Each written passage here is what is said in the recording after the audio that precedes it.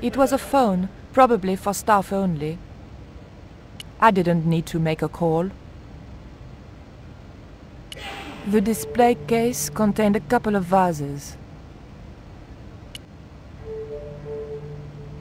Perhaps I'm a Philistine, but old vases bore me. The pots in the case seemed to amuse the girls no end. I had and have no interest in old pots. The two Japanese girls were inexplicably amused by something. Bonjour. I wonder if you could help me. Ohayou gozaimasu. What's so funny? Oh, never mind. It was a woven wall hanging with a South American design. The carving looked Central or South American in style, perhaps Aztec.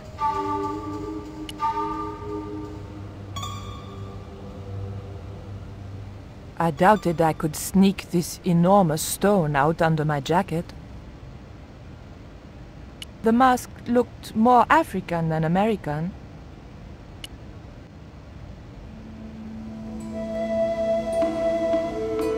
I didn't want the mask, although it certainly reminded me of somebody.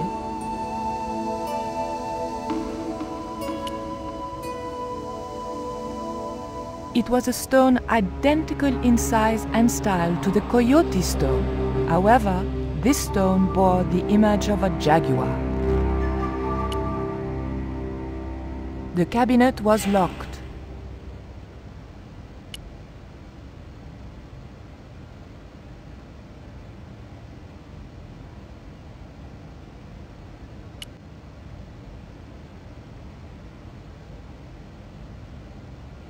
The cabinet contained a dagger decorated with Mayan designs.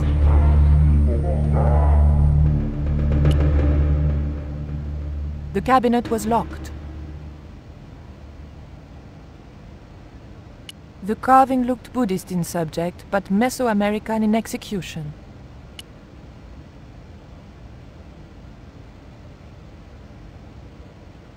I wanted nothing to do with that statue. It made me nervous somehow. There was a huge carving of somebody who must have been important once. There was nothing I wanted to do with the statue except find out where he bought his hat. Très chic.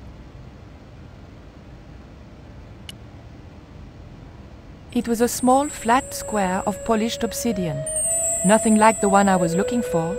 According to the caption, this was the scrying mirror given to Dr. John Dee by Sir Francis Drake. The cabinet was locked. The attendant didn't show it, but I sensed he was watching my every move.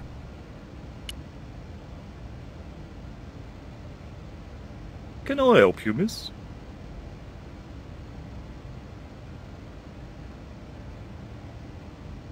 What can you tell me about the scrying mirror? Ah, that belonged to the alchemist and part-time Elizabethan spy, Dr. John Dee. It was brought back from the New World by Sir Francis Drake and presented to him. It's Mayan, you know. What is a scrying mirror? It's rather like a crystal ball, and you can't see anything in it. Apparently, he had a partner who used it to talk with angels. If you ask me, you were barking mad. Have you ever heard of an English sea captain called El Draco? El Draco? Not a very English name. I think that's what the Spanish would have called him. It was about the time of the conquistadors. 16th century. Oh, I know. That's what the Spanish called Sir Francis Drake. Francis Drake? Have you got anything here that belonged to him? Indeed, miss. We have a couple of artifacts he brought back from one of his journeys.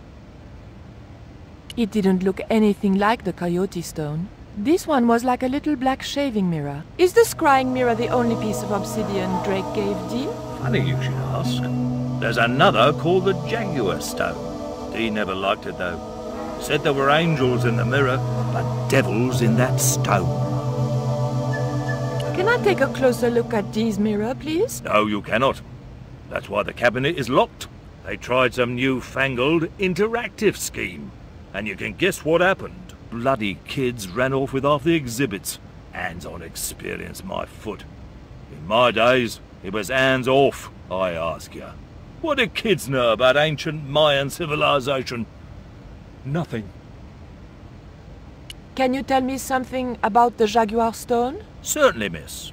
The so-called Jaguar Stone was brought back from the Americas by Sir Francis Drake and presented, with, as you already know, the more famous scrying mirror, to John Dee. The old loony didn't like the stone, though. Reckoned it was tainted by the devil. Come along, miss. I'll show you the mirror. I've already...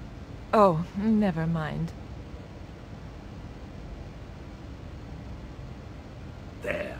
John Dee's famous scrying mirror, given to him by Francis Drake.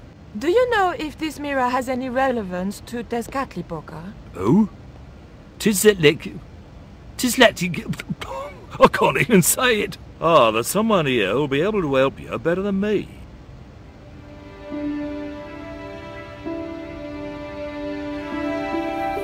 This young lady has some questions to ask, Professor. I think she's from France. Professor Roubillet? Eh? What? You two know each other, do you? Excuse me, the telephone.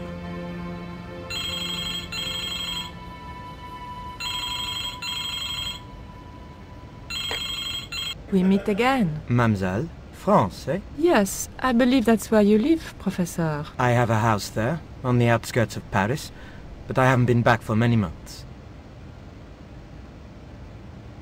I thought you were going to stay in Quaramonte to witness the eclipse.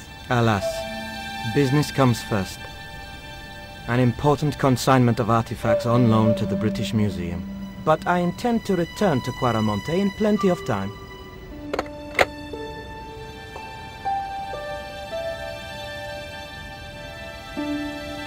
Professor Roubillet, your taxi's here. If you'll excuse me, I have some urgent business to attend to at the docks.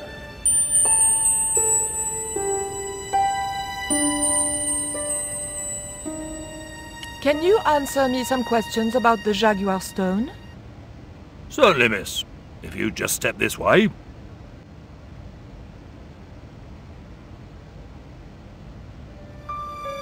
It's gone. Some sods half-inched it. Half-inched? Stolen it, miss. Never mind. The silent alarm will have been tripped. I'm afraid nobody can leave until our crack security team gets here. How long will that take? Could be a while. I think it's their tea break. The thief could be miles away by then. Don't you worry about that, miss. Just don't try to leave. It was too much of a coincidence that Roubillet showed up and the stone promptly disappeared. I didn't have time for their crack security team to finish their tea. I had to get after him.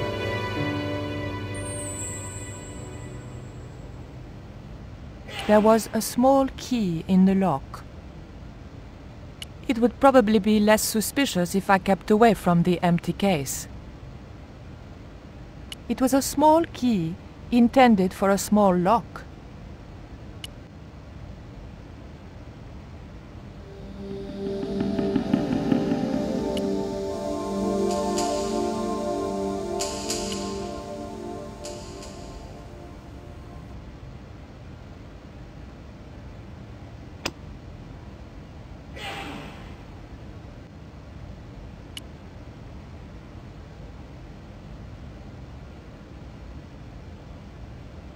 The key unlocked the case.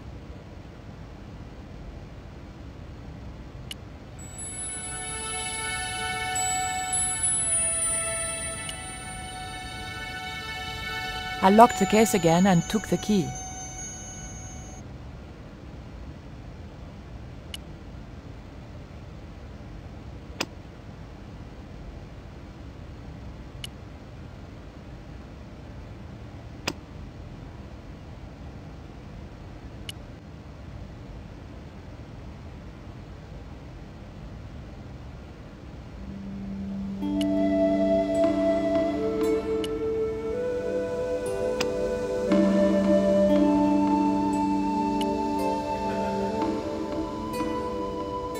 The key didn't fit this lock.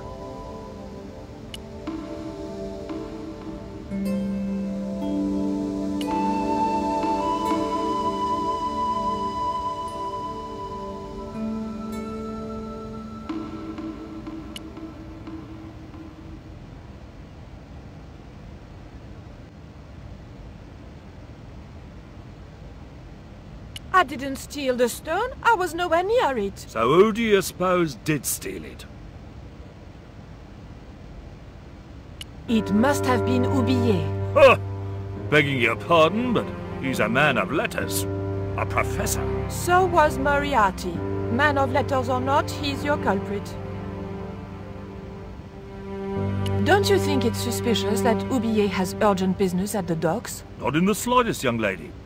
He's gone to oversee the unloading of cargo, an exhibition of Mayan sculpture on loan from Mexico City. What's the name of the ship? The Xibalba Princess, moored down by Tower Bridge. Why do you ask? Just wondering. Look at this. The thief left this key in the cabinet. Oh dear. Oh dear, oh dear, oh dear. That makes the theft an inside job, right? Oh dear. In other words, the thief was Professor Oublié. Well, let's leave that for the police to decide, shall we? I better phone them right away.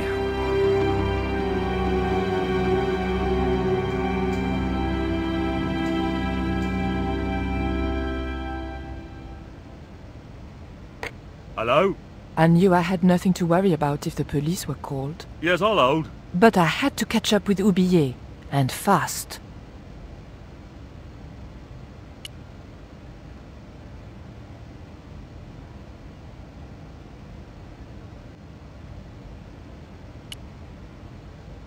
The doors were securely locked.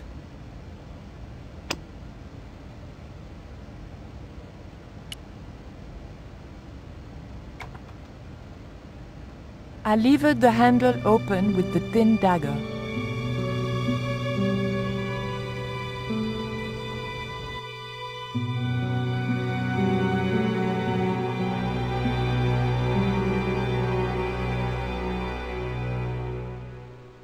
The room had been decorated to resemble the interior of a sailing ship. It was disturbingly effective.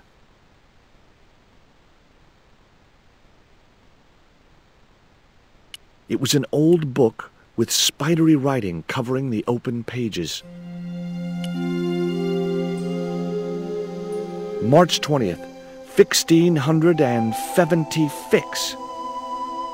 Engaged frigate off San Salvador? It was garbage. Huh. I guess being a pirate didn't require too many academic qualifications. The passage went on to describe how Ketch had got wind of the approach of a fleet of English ships. It seemed the new governor had not shared his predecessor's views on Ketch's activities. They were out for his blood. Sailed to that place where I made secure my fortune. I returned safe in the knowledge that the governor shall not discover that which I had hidden. For is it not writ that 'tis easier for a camel to pass through the eye of a needle? It was a beautifully crafted model of a sailing ship. The ship looked too fragile to touch. It was a neat oil lantern made of brass. It was one of those old pens made out of a feather. The top surface of the desk had a large recessed area set into it. I guessed it was intended to stop things rolling off in heavy seas. There was also an inkwell, and, a few inches away, a small hole with a feather placed in it.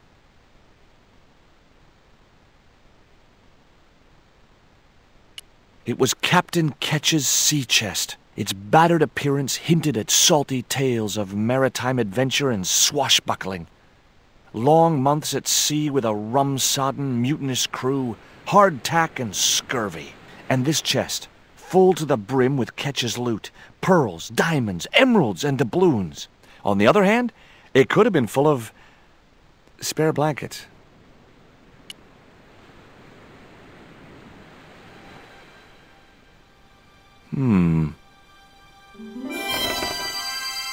Surprise!